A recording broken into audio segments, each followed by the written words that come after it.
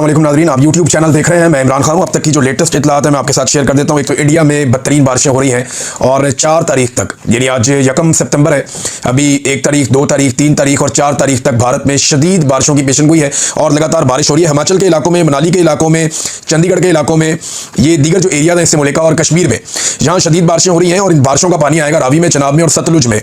2 ऐसे डैम्स हैं भारत के जिनके दरवाजे पूरी तरह भारत ने खोल दिए हैं, यानी पानी बगैर किसी रुकावट के आएगा। इसमें एक भारत का भाखड़ा डैम है। ये जो भाखड़ा डैम है ये बहुत बुलंदी पे है, इसकी जो हाइट है वो 741 फुट है। ये शायद भारत का सबसे बुलंद डैम यही है। तो यहाँ से पानी बहुत फ्लो के साथ बहुत तेज़ी से पाकिस्तान की तरफ आएगा और ये पानी दाखिल होगा दरियाए सतलुज में। और इसके अलावा जो नंगल डैम है वहाँ से भी दरवाजे खुले हैं और पानी वहाँ से भी बगैर किसी रुकावट के पाकिस्तान में दाखिल हो रहा है। तो अगले 3 से 4 दिन भारत में शदीद बारिशें हैं और कुछ ऐसे डैम्स हैं जिनके दरवाजे डैमेज हुए हैं या टूट गए हैं। अब वहाँ पे पानी के फ्लो को नहीं रोका जा सकता, तो पानी पाकिस्तान में बहुत तेज़ी से आएगा। फिर पाकिस्तान की हुकूमत या ब्यूरोक्रेसी बाद में ये कहते हैं, बहाने बनाते हैं कि हमें पता नहीं था। तो हम वक्त से पहले आगाह कर रहे हैं और ये सोशल मीडिया की कामयाबी है, डिजिटल मीडिया की मेहरबानी है कि उन्होंने भारत से आने वाली एक एक रिपोर्ट पाकिस्तान में पहले आगाह किया। क्योंकि देखिए सोशल मीडिया का दौर है, भारत के अंदर भी लोग सोशल मीडिया इस्तेमाल करते हैं। वो वहाँ से वीडियो बनाते हैं, बताते हैं यहाँ पे तो ज्ञानी आ गई, हम इस इलाके में मौजूद हैं, इस जगह पे मौजूद हैं, और वहाँ से हमारे लोग देखते हैं और वो फिर सोशल मीडिया पे आगाह करते हैं कि ये पानी का रैला आ रहा है। अब गूगल के ऊपर मैप अवेलेबल है कि ये रैला किस तरफ आना है, सबको आइडिया हो जाता है। और वो जो पानी पाकिस्तान में दाखिल होता है तो उससे पहले डिजिटल मीडिया इन्फॉर्म करता है, क्योंकि पाकिस्तान की हुकूमत और पाकिस्तान के जो इदारे हैं ये तो ऐसा लगता है डिनाइल में है और ये तो ये मानने के लिए तैयार नहीं थे पहले कि कोई बड़ा फ्लड आया या कोई नुकसान हो रहा है। अब इन्होंने नए नए बयानियां बनाना शुरू कर दिए, लेकिन सिचुएशन मैं आपको बता रहा हूं वो ये है कि हिमाचल से और मनाली से शदीद बारिशों के बाद अगले 4 दिनों में एक बड़ा रैला पाकिस्तान में, यानी ये पूरा वीक है, ये बड़ा खतरे वाला है और इसमें पानी पाकिस्तान में दाखिल होता रहेगा। तो जो खतरा रहेगा पाकिस्तान में वो आपके कसूर से लेकर बहावलपुर तक के इलाके, ये तमाम शहर खतरे में रहेंगे। जंग की सूरत हाल मैं पहले भी रिपोर्ट कर चुका हूं कि वहां पे सबसे ज़्यादा देहात डूब गए हैं और गलत जगहों से बंद तोड़े गए हैं कुछ लोगों की ज़मीनें बचाने के लिए। ज़मीनें तो वो भी बचनी नहीं है, कुछ जो है वो शुगर मिलें बचाने के लिए। लोग इल्ज़ाम लगा रहे हैं कि शरीफ खानदान की शुगर मिल को बचाने के लिए बहुत सारे इलाकों को डबो दिया गया, किसानों की फसलें तबाह कर दी गई हैं। तो कपास का, चावल का, गन्ने का ये बहुत नुकसान हुआ, सब्जियों का भी बहुत नुकसान हुआ। ये फसलें मुकम्मल तौर पर तबाह हुई हैं और पाकिस्तान को अरबों डॉलर्स का नुकसान हो गया है इस सैलाब के नतीजे में और नाकिस हिकमत अमली के नतीजे में। नाज़रीन, हुकूमत ने 2 बयानियां दी हैं अब तक, यानी आप गौर से सुने ना तो हुकूमत के कुछ लोग बैठते हैं और बैठ के ये कहते हैं कि भारत ने अभी जारहियत कर दी, अचानक भारत ने पानी छोड़ दिया और हमें पता ही नहीं चला, हमें अंदाजा ही नहीं हुआ कि ये क्या होगा और भारत की वजह से हम फंस गए। एक तो वो ये कहते हैं। दूसरे हुकूमत के लोग ये कहते हैं नहीं, भारत ने पानी नहीं छोड़ा, भारत, हमें तो 6 महीने से पता था, हम तो 6 महीने से तैयारी कर रहे थे, हमें तो आइडिया था कि मानसून में क्या होना है, हमने तो सारे इदारे अलर्ट पे लगाए हुए थे। एक तरफ कहते हैं कि हम धोखे में मारे गए, एक तरफ कहते हैं नहीं हम पहले से चुकन्ने थे, हमने पूरी तैयारी की हुई थी। कोई एक बयानिया इनका है नहीं। अब एक नया बयानिया लॉन्च किया गया है गवर्नमेंट की जानिब से, वो बयानिया आप सुन लें।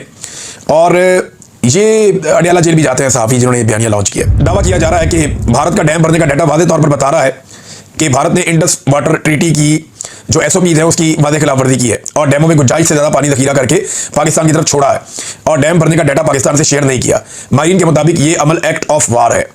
अब देखें, इसी एक छोटी सी 3 लाइनों का ट्वीट जो इनको लिख के दिया गया या इनको ये मिस इन्फॉर्मेशन दी गई, उसी में चंद सवाल पैदा हो जाते हैं ना। हम इस पर रिसर्च करते, मेरी टीम तो उन्होंने 5 सवाल तो वहीं पे निकाल दिए थे। पहला सवाल तो ये है कि वो कह रहे हैं कुछ मीडिया रिपोर्ट्स के मुताबिक, कौन सी मीडिया रिपोर्ट्स हैं ना, पहले तो वो शेयर कर लें आप। फिर कह रहे हैं जी डैम भरने का डाटा वाज़ेह तौर पर बता रहा है, तो कहाँ है वो डाटा जो वाज़ेह तौर पर बता रहा है? वो तो कहीं शेयर नहीं किया गया। और ये भी कहा गया कि डैमों में गुंजाइश से ज़्यादा पानी जखीरा करके। अब क्या किसी डैम की गुंजाइश से ज़्यादा पानी उसमें आ सकता है? क्या डैमों की 4 दीवारी के ऊपर कच्ची ईंटें लगा के, मट्टी लगा के या तंबू बनाते लगा के पानी ज़्यादा इकट्ठा कर दिया गया? भाई जो गुंजाइश डैम की होती है, डैम में उतना ही पानी आता है, उससे ज़्यादा पानी तो नहीं आता। और ये डैम जो है ये भारत के अंदर पाकिस्तानी बॉर्डर से बहुत दूर है, बहुत फासलों पे है। और फ्लैश फ्लडिंग के दौरान गुंजाइश से ज़्यादा जखीरा करने की कोशिश में डैम टूट जाए तो इसके नतीजे आपको पता है क्या होते हैं? ये बिला वजह उठा के खबरें इस तरह की लगा दी जाती है। इस वक्त भारत अपने ही शहर डुबोने का क्या खुद से नाटक कर रहा है। भारत के अंदर सैलाब आया हुआ है, वहाँ पे जो है वो पंजाब में, हिमाचल में, हरियाणा में, यहाँ सैलाब आया हुआ है और उस सैलाब से भारत में नुकसान हो रहा है। वहाँ के लोग रेस्क्यू कर रहे हैं, वहाँ की गवर्नमेंट भी काम कर रही है, वो भी परेशान है। तो क्या वो अपने मुल्क को डुबोगे फिर पाकिस्तान के मुल्क को डुबोएंगे? वहाँ एक बहुत बड़ी आबादी है, करोड़ों की आबादी है, शायद इतने ही लोग जितने पाकिस्तान में रहते हैं, लगभग इतने ही है या शायद से ज़्यादा है। तो भारत क्या इतना बड़ा रिस्क ले सकता है? इतना बड़ा मुल्क नहीं, ऐसा नहीं है। ये भारत के अंदर की सैलाब है, ये बारिशें हद से ज़्यादा हुई हैं, हमारी तैयारी कोई नहीं थी। हमें लगता था कि रावी जगह पानी आना ही नहीं, हमें लगता था सतलुज में कभी पानी आना, तैयारी नहीं करते ना कभी, हमने कभी तवज्जो नहीं दी इन बातों की तरफ। इमरान खान ने कहा था मैंने यहाँ पे बड़े बड़े जखीरे बनाने हैं पानी के ताकि कभी फ्लड्स आए तो उन्हें कंट्रोल किया जा सके। तो तब सारे हंसते थे कि यहाँ का फ्लड आएगा।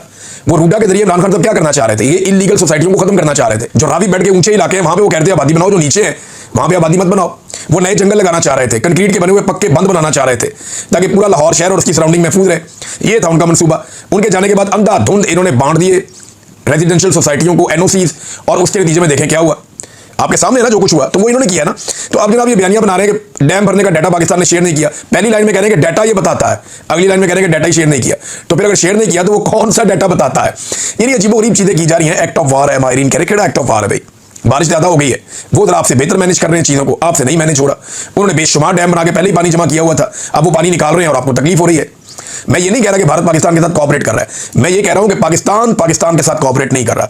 भारत से आप क्या उम्मीद करेंगे? अच्छे की उम्मीद आप उनसे कैसे कर सकते हैं? अभी आपने उनके तैयारी गिराए तो वो आपको प्रसाद तो खिलाएंगे नहीं। तो आपको तो अपने आप से उम्मीद रखनी थी, तैयारी करनी थी। टके की इनकी तैयारी नहीं थी। हालात क्या है मैं जरा आपके साथ यहाँ पे शेयर करता हूँ।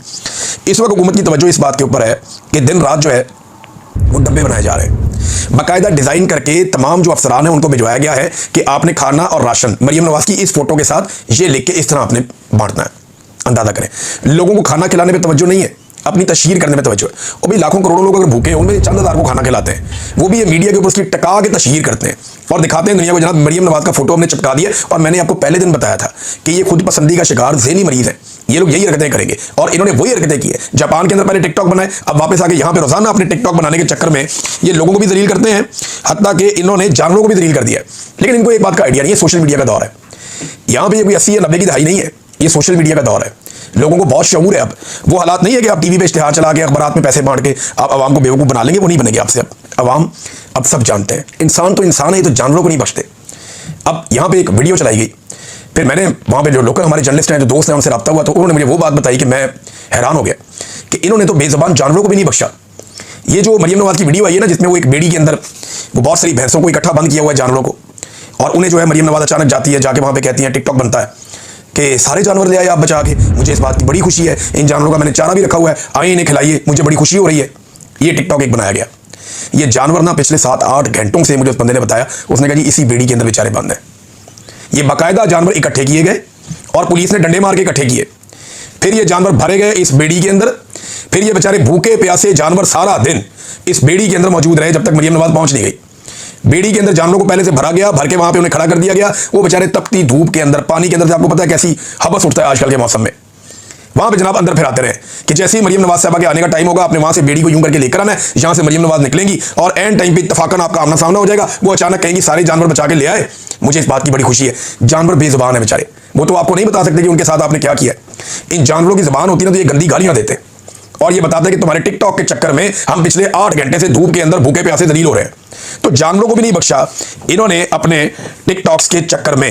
अब एक और खबर आई, ये जरा देखें आप, इनके काम चेक करें आप। टिकटॉकर, ये सारे टिकटॉकर इकट्ठे हो गए, ब्यूरोक्रेसी वो भी इसी काम पे लग गई है। ये हाफिजाबाद का एक शख्स है, वो ये बता रहा है और कुरान पाक सामने रखा हुआ है, कुरान पाक सामने रख के वो हल्फन बता रहा है कि मेरे साथ हुआ क्या है। वो कहते हैं आजम नजीर तारड़ और सारा अफजल तारड़, ये सलाबत गांव के कैंप के दौरे के बाद सरकारी अमले ने भैंसों का चारा और वंडा दुकानदार को वापस कर दिया।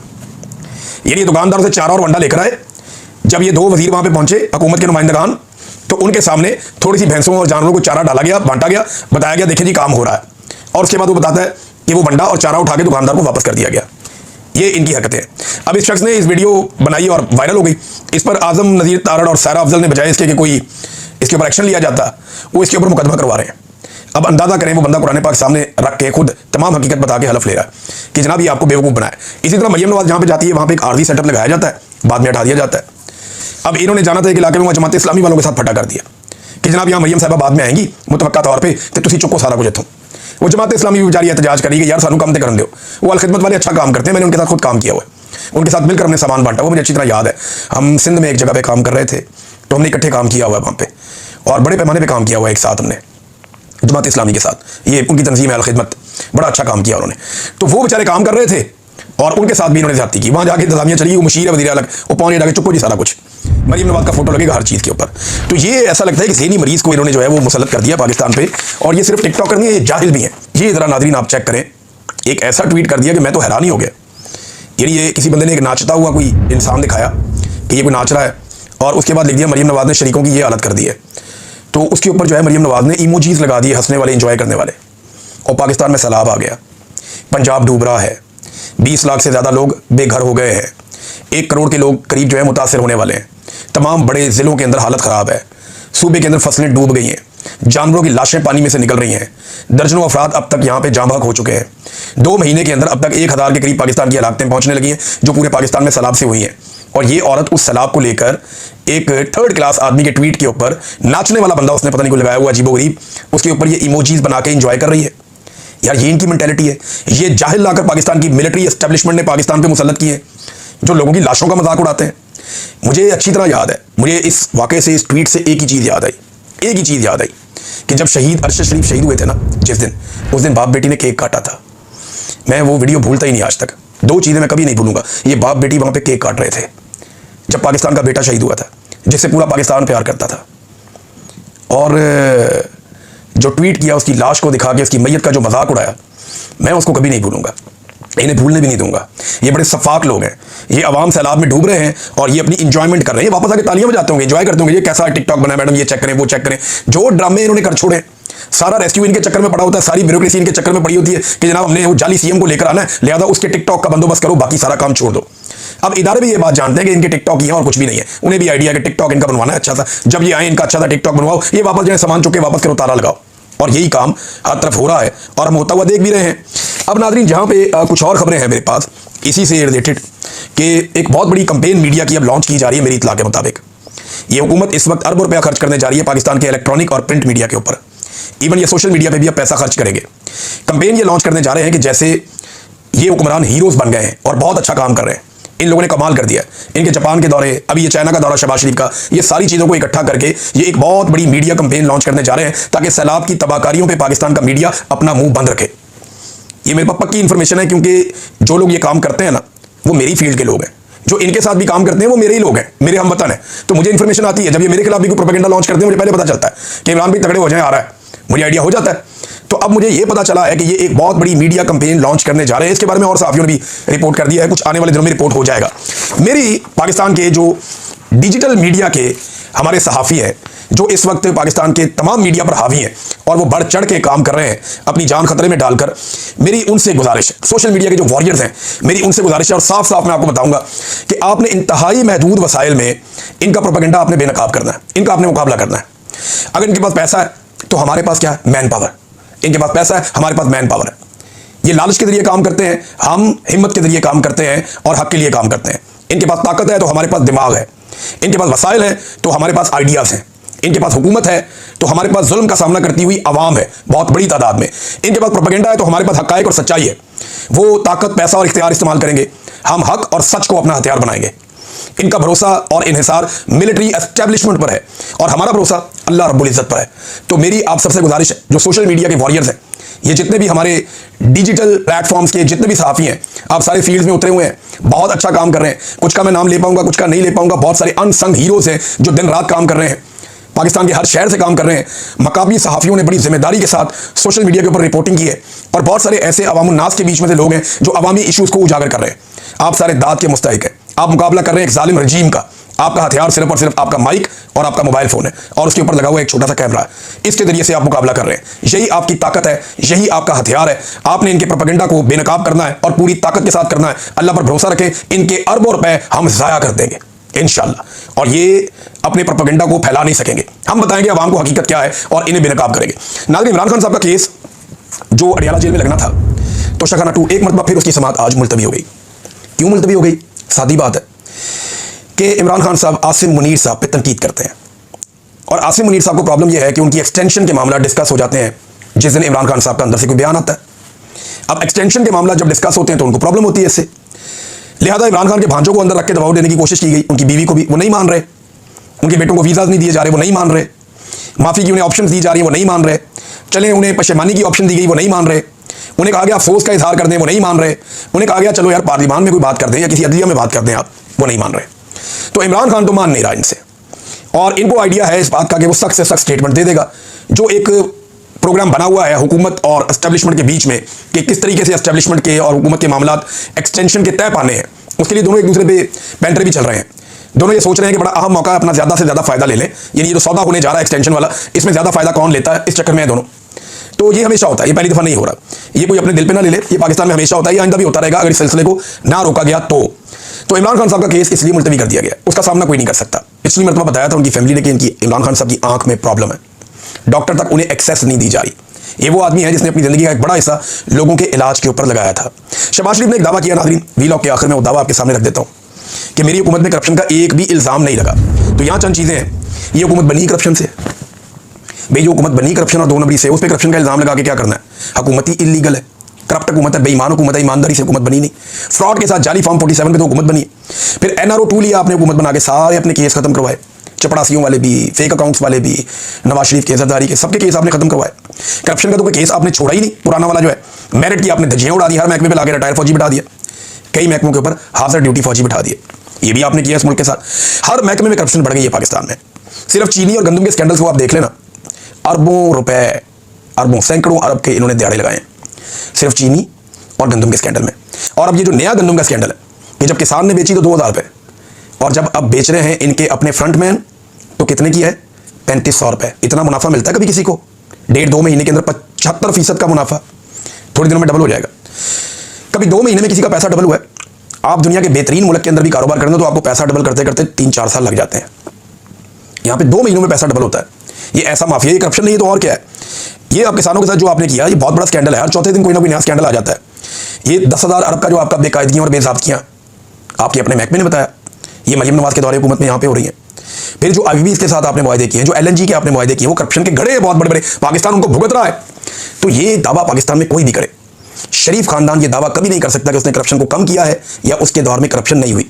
इनकी ऑडियो मौजूद है कि मरीम नवाज का दामाद है, हमारा बच्चा है वो राहील, ये वही राहील है जो मरीम नवाज के साथ जापान भी गया था। ये कारोबारी आदमी है जो इंडिया से इसकी मशीनरी आनी मंगाओ जी। खानदान का कारोबार बढ़ रहा है, फिर कहते हैं करप्शन नहीं की। ये लोगों को बेवकूफ़ समझते हैं। लोग इनकी तबीयत साफ करेंगे और जल्दी करेंगे, अपने वोट की ताकत से करेंगे, वरना दूसरे तरीके से करेंगे। अब तक के लिए इतनी अपना ख्याल रखिएगा। अपने चैनल का भी अल्लाह हाफ़िज़।